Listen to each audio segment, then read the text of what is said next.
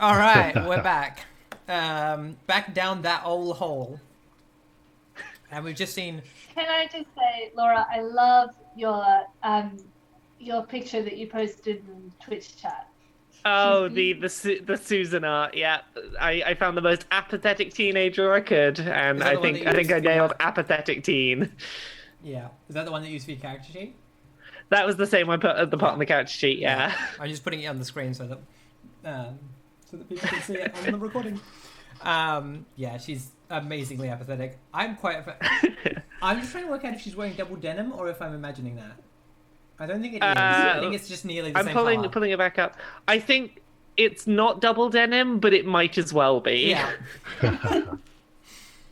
So she's quite trendy for someone in the 30s. Does denim exist in the 30s? It's pretty old, right? I don't know. Denim. Yeah, no idea. That's interesting. Chat, does denim exist in the 30s? Um, okay, so yeah, y'all are in this in this tent. It's not really technically big enough for the three of you, but Goldie is small. And yeah, this human. So the front of this tent has light cast on it, and it's um, quite a harsh yellow light. And like I think you occasionally see like glimpses of the light itself, like when you are when like the things part slightly, all you see is the light like coming in, and yeah, this humanoid shape has like this humanoid shadow um, has passed in front of in front of the front of the tent, and yeah, you've heard this noise like buckets being moved or something, and this huffing of like someone who's annoyed by something. Very very quick update. There was denim in the 30s, Okay, good, excellent. so I can be wearing double denim. Now back to the less important actual plot. Let's not underestimate the importance of your character's double denim. Oh yeah, I will find a way to make double denim an important plot point by the time we're done. Exactly. Um, yeah. Can I get I think a quick roll for someone who's going to like just to get like if you just want to have a like a little investigate of the space you're in, on like we'll see how much information you can get in a safe amount of time. I'm gonna maybe do that then because I'm a bit panicked of the fact that we've all gone down this hole and I'm very much like we need to not be here. Yeah, that sounds like an assessment. Yep. Okay, so sorry, I'm just getting my roll thing back. 2d6 plus 1. 11 on quick. Oh, excellent. All right. These. So, my question is, what was the regiment that your brother was in the war? Susan, you would know this. The others probably wouldn't. Let's say the infantry seems like sort of just like a fairly generic combat role, I guess. Yeah. Did they have like a number or a name? Let's go with the 12th regiment. Cool, excellent. All right. So I think you find that like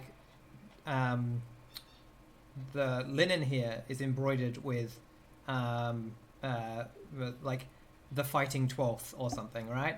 And like and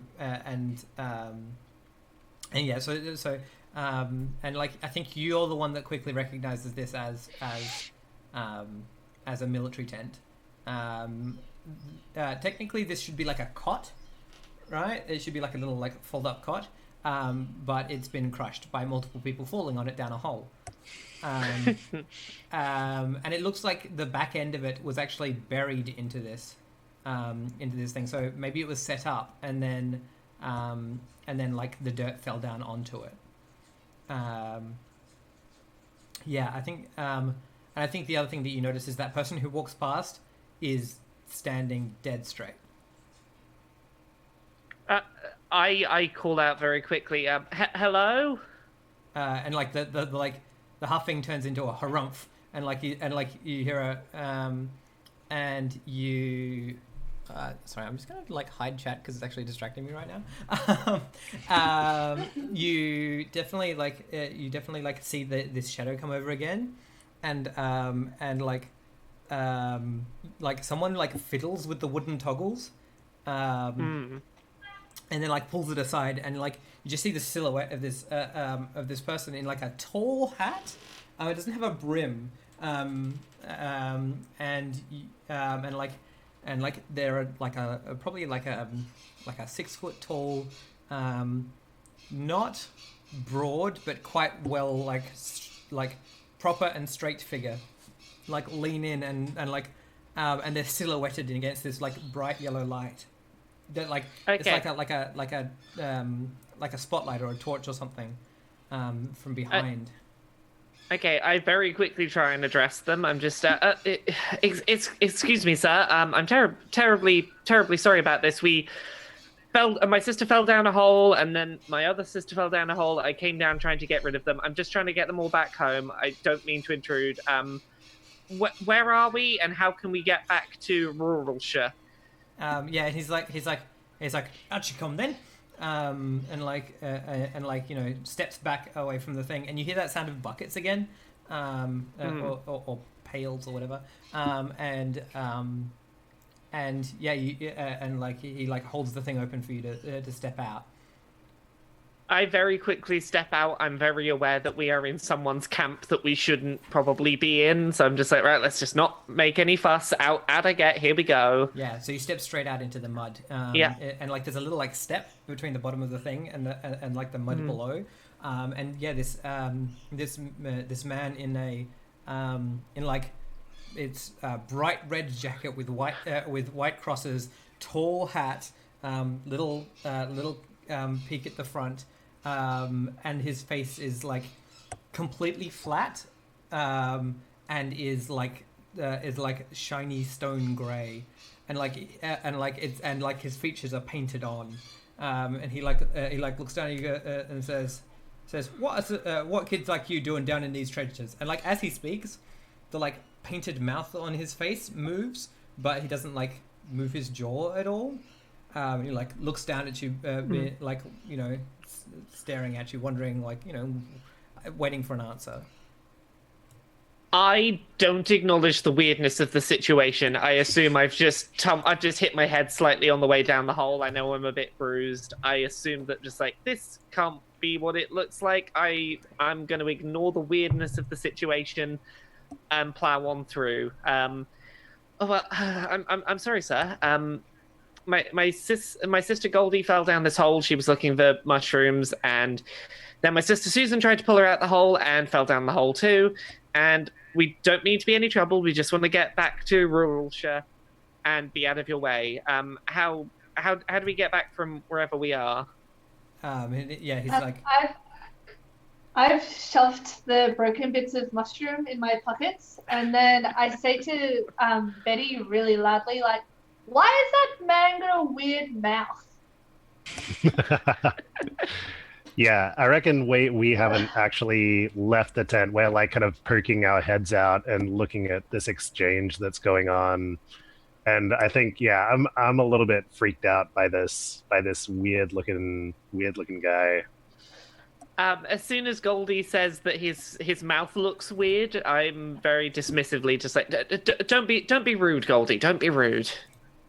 Oh my God, Goldie, you can't say someone's mouth look weird. Yeah, you can't say that about someone's mouth. Shush, quiet you. And I say to Betty, it is weird. Look at it. He like bends down and like makes like an ushering motion to you, to the two younger girls, and like it makes that sound again of like buckets and creaking metal. You know, like if you were bending a bit of like rusty metal, as he does it. And he's like, out there you. That's he's like, out there you. That's Private Hodgson's tent. We don't go messing around in each other's tents here. And like, you can see that what this is that it's a like 8 foot deep trench. and it's like the bottom of it is mud, and you can see that there are like tents and dugouts and things all set into the sides of the trench. And that light that's shining in is like once you actually stepped out of the tent, it's not shining on you anymore, and you're almost back in like it's the difference between day and night, right? Like that light is so bright, but once you're actually out of the tent, it's not shining on you. And you, Sorry, whose tent did you say this was? Hodgson, good lad, new recruit. We've sent him off for some scouting. That's our brother. This is seems to be our brother's tent, I think. Is he around? He's been gone a few days now. We should be expecting him back any time soon. Is there anywhere we can stay until he returns?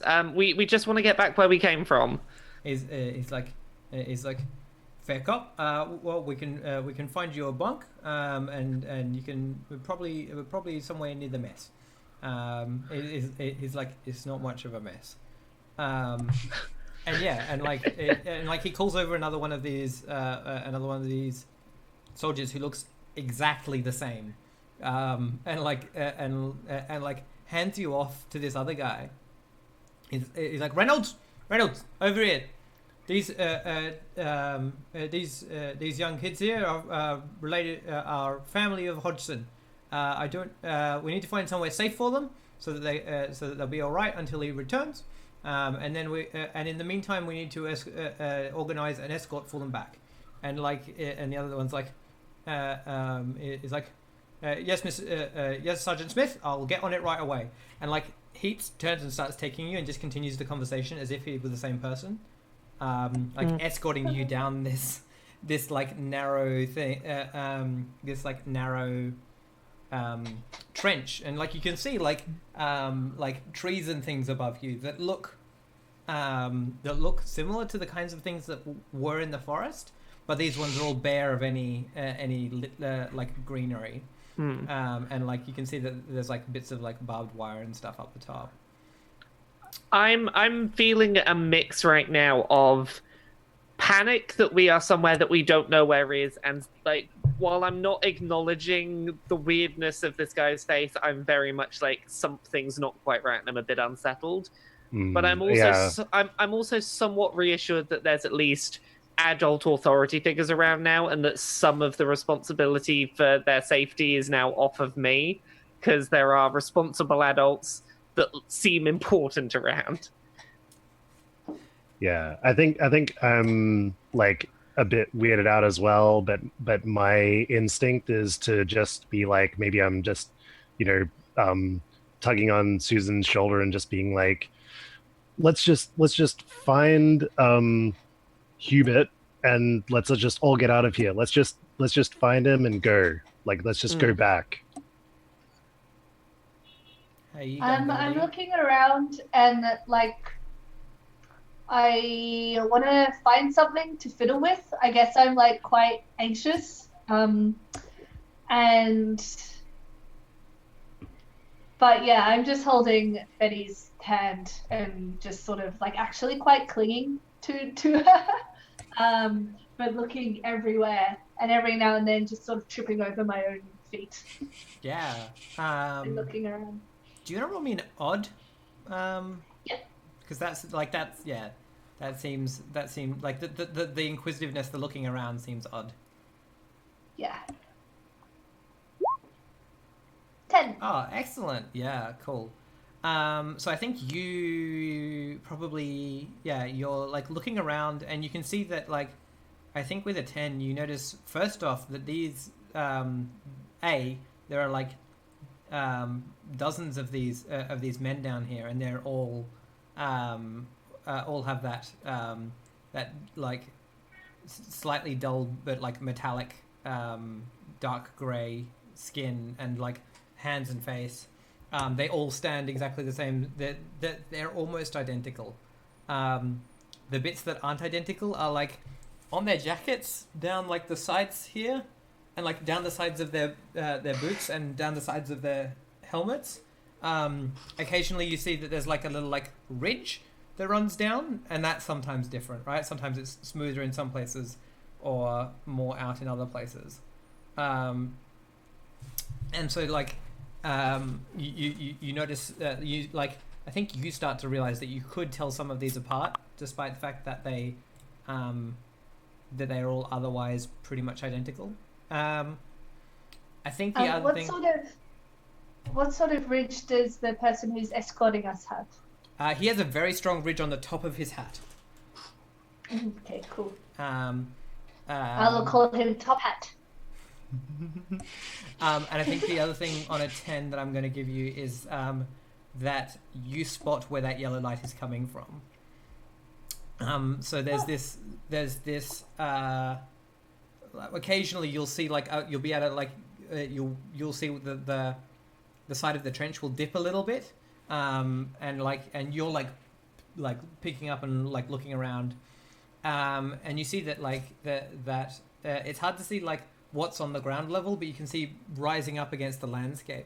There's this massive tower, and like there's this golden light just beaming out across the entire landscape, so that it's that same thing of like in the light it's daytime, and then in the shadows it's night, and so like every tree and every bit of like broken down wall and things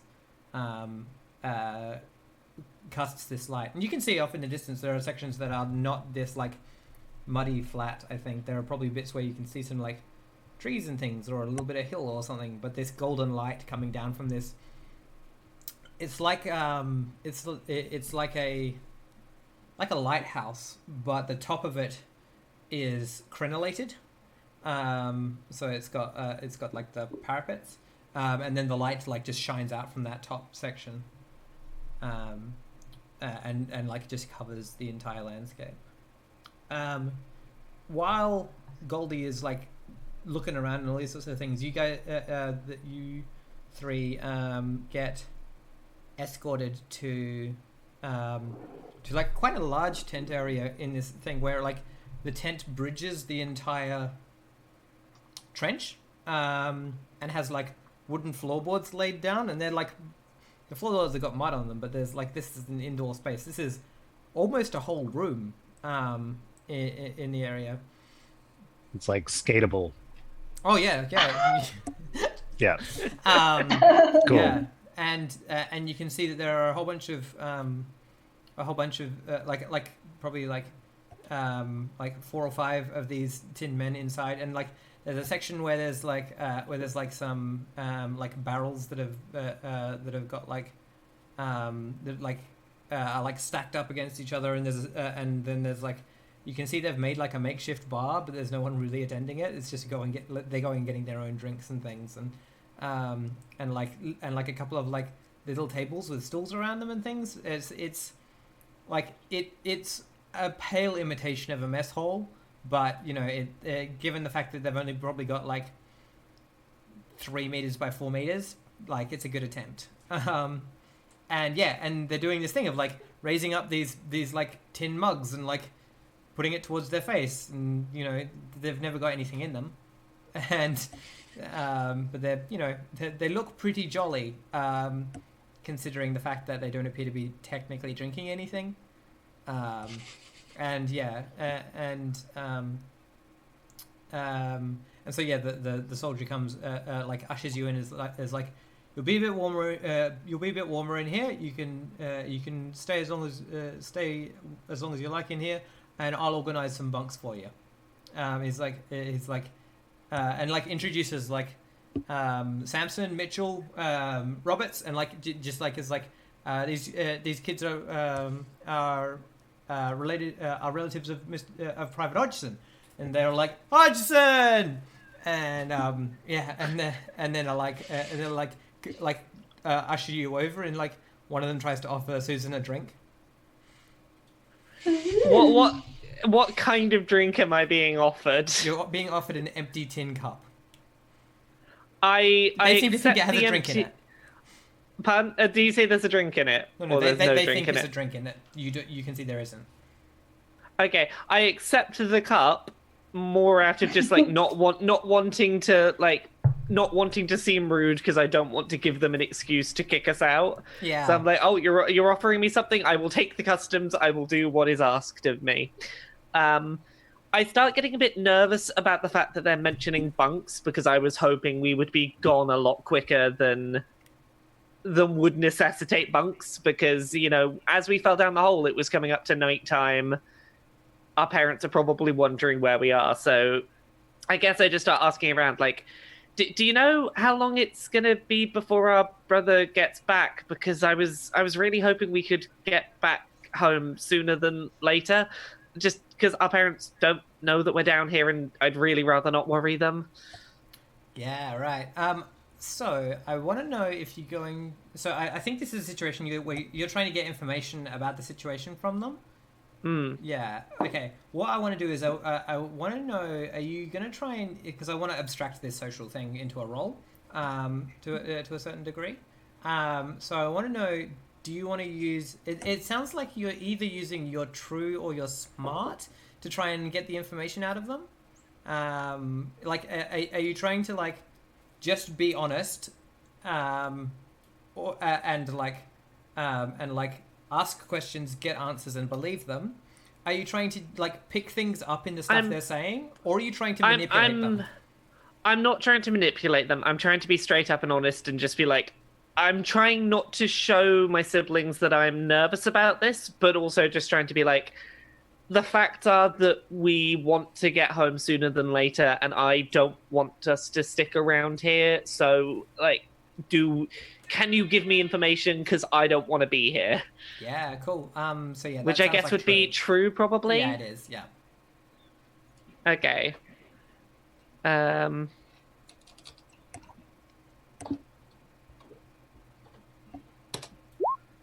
That's 8. All right. So I think one of them. One of them's like. I don't think the Sarge told them, and he's like, "It's all right, miss. It's gonna. Everything's gonna be fine. There's been a little bit of concern about your big old brother, but he's a brave lad, and he'll be perfectly all right." I want to ask follow-up questions about what they mean. Well, I feel the urge to ask follow-up questions about what they mean by there's been trouble with your brother, but I don't ask them out of fear of concerning either Betty or Goldie. I don't want to press for like what's going on with our brother, even though I'm a bit worried about it. Yeah, right. So I think I was just thinking, like, maybe what Betty might be doing, might do now is just grab, like, Goldie and Susan into, like, a bit of a powwow kind of thing, or a bit of, like, a chat. Yeah, definitely. Is that cool? Yeah. Yeah. And just to be like, look, let's just try to find Hubert and let's get out of here. I don't know whether I trust these weird guys. They all like laugh metallically behind you, like just because of a joke one of them told. Yeah.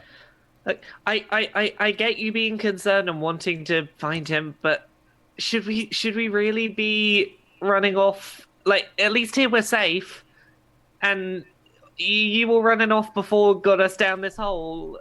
Are you sure? I'm just so distracted. I'm like, there's nothing in that mug, Susan. Why did you take the mug? I didn't want to be rude, okay, Goldie? I didn't want to be rude by refusing the mug. But so I guess, like, me and Betty both seem to have very different ideas about what to do right now. Yeah. We seem to be very opposing, as opposed to stick here or go off looking for our brother. So my question is, as players, is there a direction that you would like to see the story go? Rather than as characters. Okay, as a player, I would like to see the story going to try and find our brother, but I'm stuck in the position of, like, I don't think that's what my character would want. I think that they would go on this adventure reluctantly. Yeah, so my question to you then So the way that I tend to resolve these things um, is there a way that you could be convinced? What is it? Do you like? Is there something that? And the thing to remember, I always find, is that your character is not a static like thing that is unchanging. Yeah. What are some of the things that you think Betty might be able to do to convince you? Maybe a roll needs to be made, or maybe Betty just needs to know you well enough as your sister to know how to push your buttons in a certain direction. I think that Betty knows, and it's already been somewhat evident, that if Betty and Goldie end up just powering ahead of me and doing something, I won't be happy about it, but I will follow. I'm not gonna stick to my guns and be like, no, I said this is the safe place to be and I'm sticking with it. The second that I'm worried that they've gone off and I'm no longer in control of that situation, I'm going to follow them. So if Betty just pushes ahead with this idea of, I want to go find our brother, I will ultimately end up being dragged along on that adventure, whether I like it or not. Yeah, right. So, I mean, and that can be, like, literal and figurative, right? Like it doesn't have to be literally we run out of the room. It could just be I start asking the soldiers things or stuff like that. Exactly. I think if Betty just starts asking over my head, like, oh, where do we go to start finding the brother, and start just, like, heading off, I'm going to be unhappy, but it's going to happen. Yeah. All right. Yeah. Well, yeah, I guess so. Betty kind of knows that, so she might just turn to one of the soldiers. And she says, excuse me, corporation, I would like to just know where Mr. Private Hodgson is, please.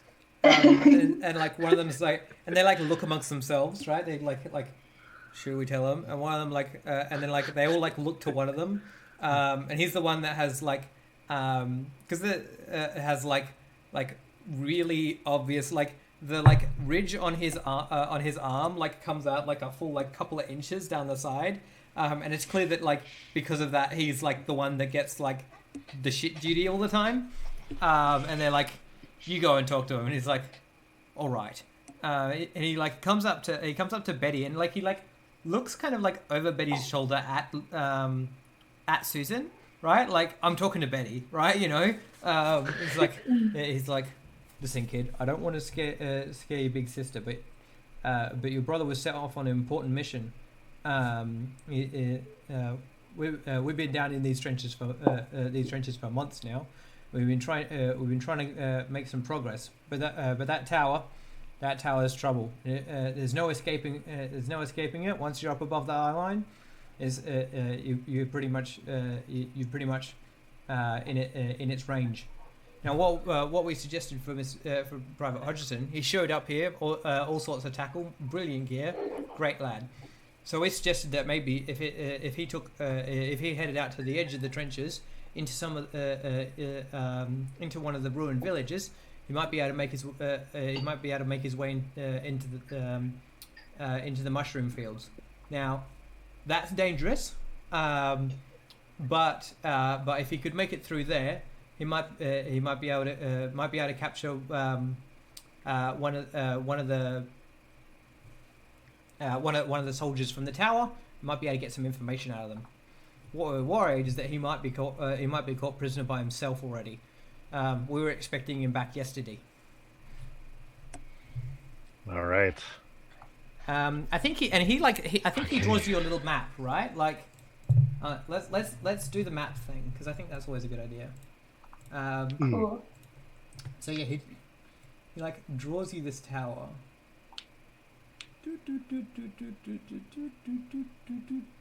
Crenellations. With like, can you see that? Am I drawing on the right layer? Yeah. Cool. Yep, I see it. Mm-hmm. Cool. All right, it's got the big light in it. Cool, that like shines out. I actually really love this part of Roll20 where you get to draw like really ridiculous doodles.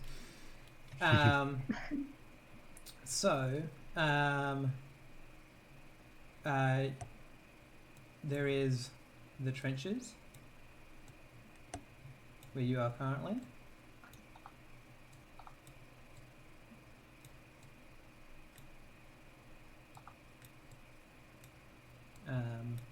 And then in the trenches, there is the mess hall. And there's the tent. That's your brother's tent. I'll colour that in green. Colouring it is important. I really like that he's going to this level of detail with the little rays Yeah. of light. Yeah.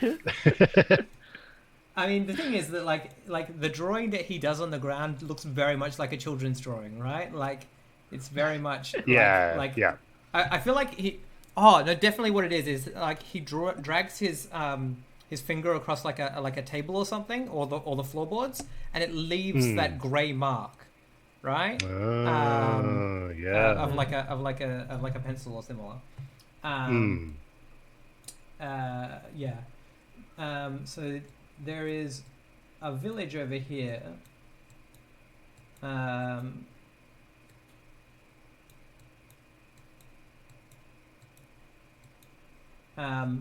And then there's like mushrooms. And he says that like it's like a field of mushrooms or something, which is where he might be caught because it's the one space that like goes up towards the tower, but like isn't like there's still some kind of cover or something. I think he says that if you need anything, then back the other side of the trenches, there is like there are like some little farms and things that are far enough away from the. Oh gosh, that's not a very good house. There are some like farms and things that are far enough away from the trenches that they're not directly like in danger, and so this is where and so he's like and the locals in the farms there are very lovely, and they've been helping us with our supplies as what we've been getting from command is rather boring. It's like and then he kicks a crate full of like carrots, and he's like, look at these carrots, they're almost orange. Yeah, and like, you know, is very excited about the fact that he has fresh produce. It's also clear that no one has eaten these carrots. Like, they've been sitting there for a while. So yeah, he draws this little map for you. He also warns you like that this section here is like no man's land, and like there are all of these like fences across the middle. And it's like it warns you that like it might look lovely with the bright green grass. But it's a trap. You'll be mowed down in seconds. And yeah, so that's the little like map of the area that he draws for you. I usually mow the grass, so I know what he's talking about. While this is going on, I think I'm watching this with a very different context to Betty, and I'm watching this map being drawn. I'm just like, oh, they're just giving us, you know, context for what's going on, and this is flavor dialogue from them. This is in no way intended for us to use this information. This is just something to keep us entertained while we wait for our brother to return. Yeah. But yeah, he's like drawing this. Pardon? Can I have a mug? I'd like a mug. And they like look amongst each other and they're like, yeah, of course you can, lass. And like, go and get a mug and scoop it out of a different barrel, which is also clearly empty, and then go and like hand you this mug full of other emptiness. At this moment, I realize that they may be intending us to think there's something in there. I don't want to humor them, but I'm now picking up the fact that they think there's something in these mugs. I'm not gonna actually like pretend to drink from it, but I know that that's what they're angling for. I'm just looking at the mug and looking back at the man. I'm like, okay, I have a mug now. It's what you asked for. Yeah. You have it. Yeah, I mean, you what do you drink out of it, or are you gonna?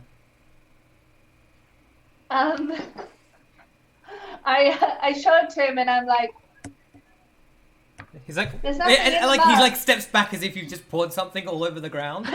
He's like, what are you doing? He's like, bloody kids. He like looks to he like looks to like Betty, as like he's like, you watch on this one, make it a mess, and like goes and gets a mop from somewhere and like starts like mopping up the completely dry ground. I'm getting slightly irritated as Susan that Betty like that they're defaulting to Betty now for like because Betty's shown an interest in going to get the brother. I'm like, no, I was the sensible one. I came to look after them. I'm a bit annoyed that you. I'm not going to say anything because that would be showing that I care, but I do care. I just don't want anyone to know I care. As Betty, I'm picking up on these vibes from Susan, and I'm like, ooh, this is my chance. You're just loving this, aren't you? So, I'll put this into a metaphor that we can all connect with.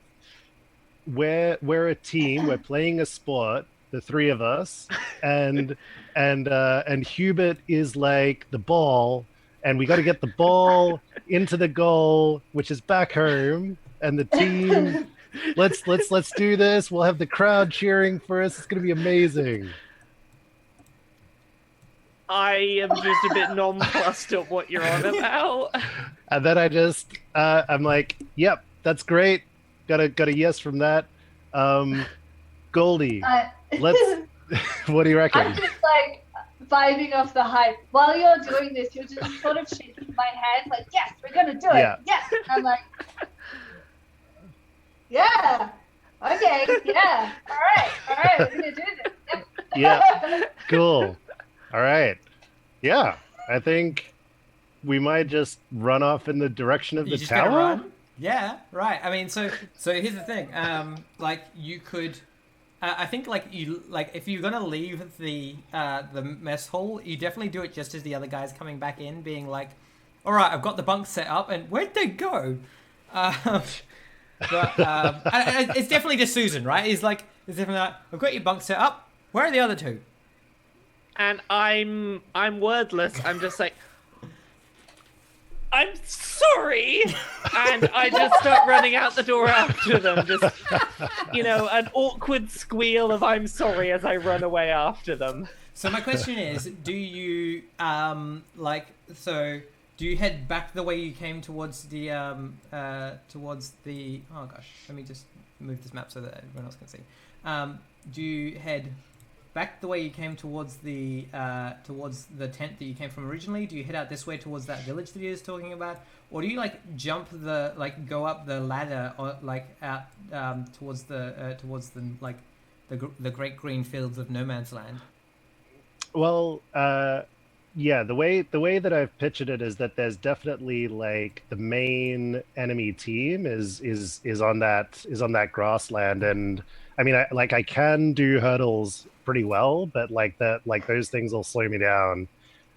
So I think I've gone around. Yeah, sometimes you have to go the long way to go the short way. Yeah, I think so. You're heading down this way towards the village. Yeah. I think the thing is you I feel like you put your head up for a second to see. Yeah. And you hear this thunk. Yeah. And this thing goes over the rows and rows of they're just barbed wire fences. They're not curled barbed wire. They're fences set up. Oh, and, yeah. That are just all barbed wire and in a crisscross. And then this grenade lands nearby and just goes poof. Yeah, and you're like, maybe not, and then go back down and start heading along. Turtles. Yeah. Yeah. But yeah, the thing is that as soon as that grenade goes off and there's the dirt the grass like immediately like crawls over it and starts flattening back out. So this whole area is dead flat green grass with just these rows of these of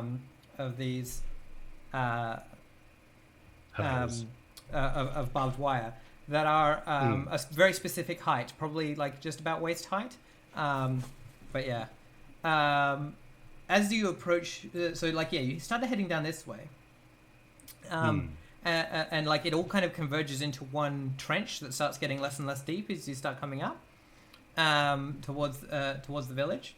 And as you start approaching, you realize that you start seeing these houses, and yeah, they are broken in some ways. In that, like you'll see like half a house or like a section where it's been like broken off, but it's not like the like slates have fallen off the roof and some of the bricks have fallen down or anything, and like a supporting pole has fallen down. It looks like the house was one solid hole and someone's just like smashed off a bit of it. And like the inside of the wall, it like is white, and you're like and it's like and like all of the houses are like shiny and glinting this yellow off of them, and and you start approaching this this village, and like you see someone at like a well drawing water, and they're just standing there drawing water, and like but again they have that weird very shiny quality to them, and so what you've got like you're still down enough in the trench that you're like semi-hidden, but this trench is going to lead basically up into the main street if you just keep following it. What's the plan? As I catch back up with the group from behind, I'm a little bit of just like character thoughts. I think I'm starting to realize, because this is the second time this has happened now, I really have two choices. You two are going to end up running off. I'm not going to be able to stop that. I either have the choice of be the responsible adult and try and take charge a bit, or if I stand back, Betty's going to end up being de facto in charge, and I'm just going to be chasing behind, playing catch up all day. So I think I'm starting to realize, like, okay, I maybe have to resign myself to the fact this is happening if I want to keep you two from running headfirst into danger. We need a little bit of rational. Possibly. It's like I can either be running behind you, or I can accept that this is happening and try and take some charge, I guess. So we're still hidden. It's not obvious that we're there yet, right? Yeah, no, you're hidden for the moment. Okay. Yeah, so you can take some time to like much... have a look around and stuff if you want to get your surroundings and stuff. Yeah, I want to try and get a bearing of like what can we see? Are there any people that we can see around from where we are? Right. It sounds like you're using your smarts. Yep, I am good for smarts. So that's 9. Okay. All right. So I think the thing is that if people aren't familiar, I did link the rules in chat earlier, I think.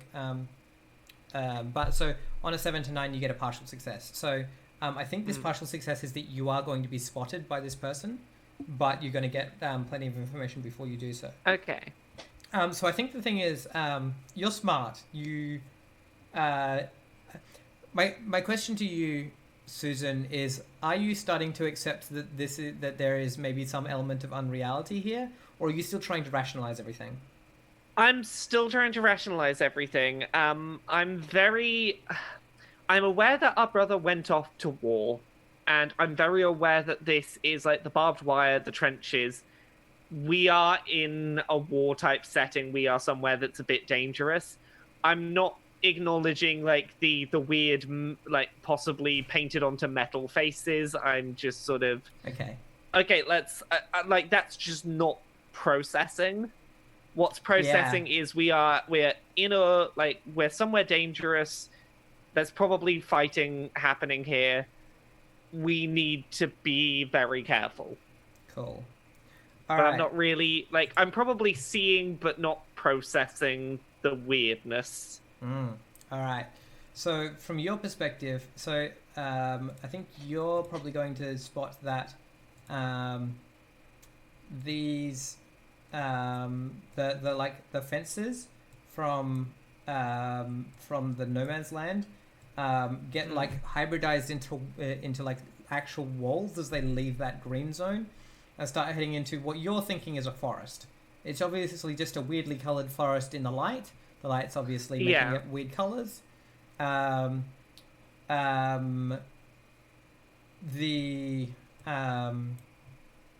you can see that this is on both sides, right? So there are all of these walls running in like circles around the tower, except for through that no man's land, and that's through there's like probably some like forest over here or something, and more of that strange colored forest here.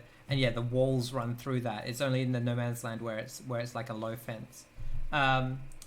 These people, I think you probably see another person like walk out of one of the broken buildings. They don't seem to notice that the building that they're living in is broken, and like there's like furniture tossed everywhere and all these sorts of things. I mean, there's probably half the buildings in this village are broken in this way, where it just looks like they're one solid but like hollow mass that's been smashed. My question to you is, as this person like turns around to see you, and they're like a section of their face and like one of their arms and like a section of their chest has just been broken off in this same way, leaving like the white and the hollow inside, and again their face is like shiny. We would recognize these houses and these people as being like teapots or something, like porcelain with like enamel paint on them. And I want to know how Susan rationalizes this. I think there's a certain degree of conflict that she is aware that this is not how a face is supposed to be. Something has gone very wrong, that this is definitely an injured face, but she's also aware that there's not the gore that's expected. Her instinct is to try and shield Goldie from this, though she's not quite sure why she's trying to shield her from it. It's like there's nothing gruesome necessarily about this, but she's finding it really unsettling regardless, and she just has the gut feeling that Goldie shouldn't be seeing this. Yeah, cool. This person... So I guess my instinct, I guess, is to try and stand in front of Goldie and just try and stand in front of her, between her and this other person. Yeah. So I think almost what happens then with your 8 is that like you stand up straight in front of Goldie, and that's the thing that actually catches their eye. So they've like turned around and you've seen this and gone, oh no, I need to like protect the child. And they've seen you, and they tilt their head and like give you a wave and be like and like start like trotting over to see who you are. So they're coming over very sort of seemingly positive. They don't seem aggressive. Seem to realize that anything is wrong, and they seem to be quite friendly. Even though they're missing a good couple of chunks of face. This one is, and there's like shards of porcelain around, right? Like just littering the streets and things. This is I'm a lot less forthcoming and like, hey, hello, I am, let's be on top of this than I was with the people back in the camp, just because I'm still a little unsure how to process what's going on with them. I kind of want to back away from them slightly. Like, I'm not losing a lot of ground, but I'm not going over there to say hello. Yeah, I'm just kind of a bit frozen on the spot. Yeah, right. And this guy comes over and he looks at you and like has a little peer around to see the little child, and looks at Betty and has a little peer around to see the child hiding behind. I'm trying to lean to stop him looking. Yeah, right. He's like, welcome. And is like, welcome to our little village. what can we do for you? He's like looks like you lot are a bit out of place. Yeah. Hello. Are you okay? He's like he's like, oh yeah, it's a bit heavy. Could you help me with this? And like hands you the bucket of water that he's like just pulled out of the well. He's like he's like my arms are getting a bit tired these days, and like you know, not as young as I used to be. I unquestioningly like take the bucket. It has real water in it. I'm still. Oh, there's actual real water.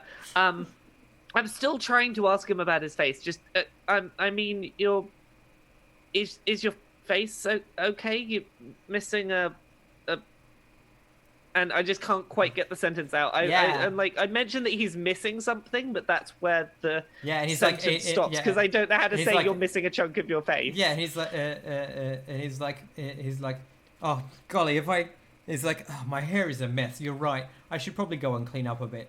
Yeah, and like, and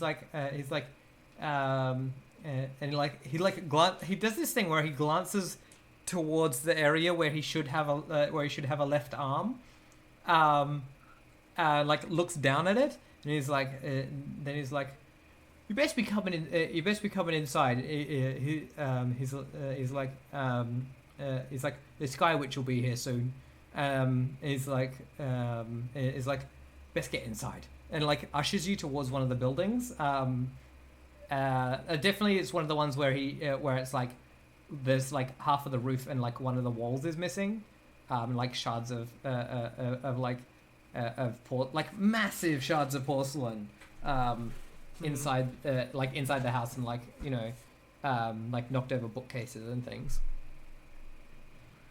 I guess I'm curious at this point, for Goldie or Betty, have either of them, how are they feeling about this person's face if they've acknowledged it?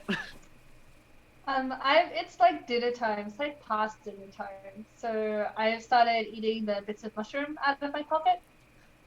Yep, that's it. Yeah. Have you seen the face and just not cared about it, or have you not noticed it yet? No, I'm looking straight down at my hands, and just following your feet in front of me. Okay, what about Betty? Yeah.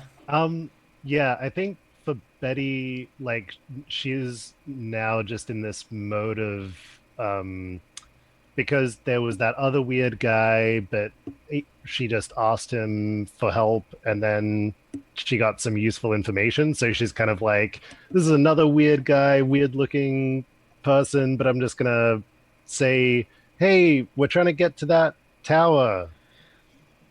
Yeah. I think as soon as Betty interacts with this person without being nervous or acknowledging the face, I think I probably calm down a lot about the thought of Goldie seeing this person. Yeah, right. I think I take a lot of that reassurance from Betty's calm response. Yeah, right. So I think the fact that she's not freaked out by someone missing a big chunk of face is reassuring. Yeah. I think so as you're like walking towards this house with this person, you ask him like about the tower. He says what you want there for? That's all sorts of nastiness comes from there. And he's like we want to be inside quick, or else the Sky Witch will come out of it. And like you can see that like he does like tense up every time that he starts talking about this Sky Witch.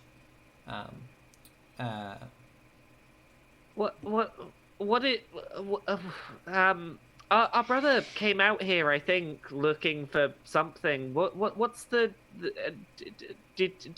has anyone come out here from the barracks? And are they going to be safe with this Sky Witch around? He's like, ah, yes. I thought I spotted a family resemblance. You look just like young Hugh. Well, we haven't seen him in a while. He did come through here. I heard that he was trying some kind of infiltration mission into the tower, and you should learn his lesson. It's not safe. I'm sure he's fine. but it's not worth you following him him in there. He's a strapping young lad, and he'll make his way out on his own. Yeah, and he's like yeah, you can tell that that he definitely like had this thing of he's tried to tell someone not to go this way before in the first place. And he's like at least we managed to get him to go through the mushroom fields. He was dead set on heading across across no man's land. Said he had some kind of tool for getting across it, and sending them back them horrible bangers. Yeah, and he's like he starts talking muttering to himself, and he's like much better go through the forests. At least then you've only got to deal with what lives in there. None of them bangers come down from the no man's land. You're ended. He's like, and I think he says they make an awful racket at night when they come down from the sky. I'll tell you that. What's the deal with this witch? What risk is this witch, Sky Witch posing? He's like, no, Sky Witch keeps coming down here trying to wreck up our village. It's all right, we're strong. They haven't managed to hurt us yet. She drops the biggest bangers. They're scary, but they make a lot of noise. But our architecture, tough as nails. And what's in this forest you mentioned? He's like, you said there was things in the forest. He's like, yeah, all sorts of funny creatures in there. I know that some of them will be all right if you give them a bit of a feed, but some of them, well, they'll think you're a feed. He's like, if you want to know more about them, I'll introduce you to Marnie. She knows all. She heads in there pretty regular. Before we continue, just what sort of time of day does it seem to be where we are? It seems to be the same golden light coming down from the tower. It's night. It's effectively night outside of the tower's light, and day in it. It's so, yeah, like very strong, sharp shadows. Okay. I guess at this point I want to just sort of pull Betty to one side for a second. Look, Betty, I know that you're worried about Hugh. I get that you're worried about Hugh. But it feels like we're getting in a bit over our head here. Like everything's a bit.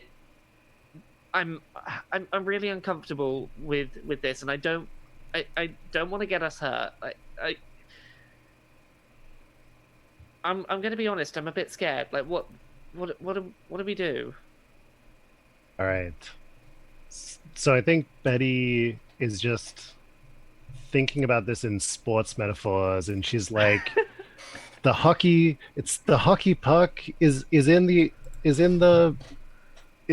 hands of the opposition, but we just gotta steal it back out of there. I don't know. Is this the metaphors you're saying out loud to my very sincere, like, I am scared, and I am acknowledging that it's just like, here's the hockey metaphor. But I can understand if you feel like it's time for like a timeout. Maybe we need to figure out a game plan. I think at the very least we need to sleep on this before we do anything too much, because I'm really not sure that pushing forward here is good. Like I'm nervous about this. This sounds like it was dangerous for Hugh, and Hugh knows what he's doing. If it's dangerous for Hugh, that's dangerous for us. Yeah. And I'll look over at Goldie and seeing her munching on those like little bits of mushroom, and then I'm like, yeah, all right, we need to refuel. We need to. So yeah. I guess I turn back to the person that's missing a chunk of face. I'm just like, so I think he's introduced himself as Norman. Norman. Okay. Norman. Norman. Hi. Look, I don't know what we're gonna do right now. I'm gonna be honest. I don't know what we're gonna do. Our brothers, maybe in that tower, might be in danger. I don't know how we're gonna get back home without him. Can we stay here just long enough to get some rest, work out what we want to do? Is that okay? Yeah, Norman's like, of course. Any friend of Hugh's. He's like, now we want to bunker down, because the Night Witch will be flying, the Sky Witch will be flying out from the tower any minute now. And we want to make sure we're safe for that. But after that, you can have a proper rest. And I think Okay. as soon as he finishes saying that, this like you hear this like bow on like a horn or something, and like there's and he like goes quiet and like ushers you into a room, and where like it's fully enclosed, and like he tells you to like get down close to the floor, like if you can hide under a table or something to do that, and then you hear this horrible sound from the sky, like the largest swooping bird sound that you've ever heard. It's this like massive like sort of fluttering, like massive fluttering sound, and you hear it slowly pass over the village, and you start hearing that whistling noise again, and like you start hearing those pop noises, and it just kind of like covers the town. And I think, do any of you like peek up out through the window or anything, or are you keeping safe? I'm wanting to keep safe and just putting a bit of an arm around Goldie and just giving a bit of a squeeze, just sort of keeping a bit of a tight arm around her. Yeah. And trying to cool. keep us both down. Yeah.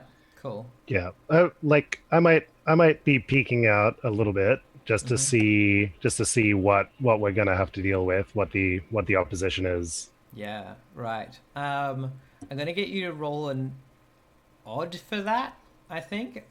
Yeah, Or a quick. yeah, it's I'm not sure. Odd seems more appropriate. all right. I'll roll an odd.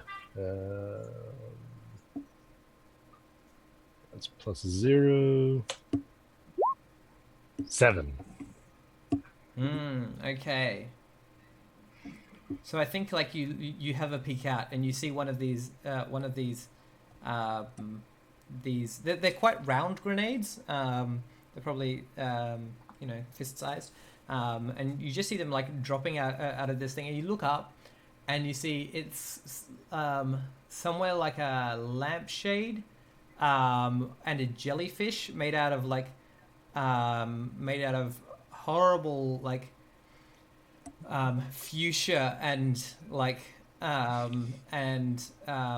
and maroon, like burgundy floral patterns that just like flops through the sky, and as it does so, these grenades just like fall out of the folds of the fabric, and you can't help but think that you've seen something in those colors before, but you can't put your finger on it. And then you hear one of the things go pop, and the horrible clanking clanking sound of breaking porcelain, and you see one of the houses across the street like get like a massive section blown off of it, and then you duck back down, and I think that's the point to go to a break maybe. Okay. Yeah. Cool. Alrighty.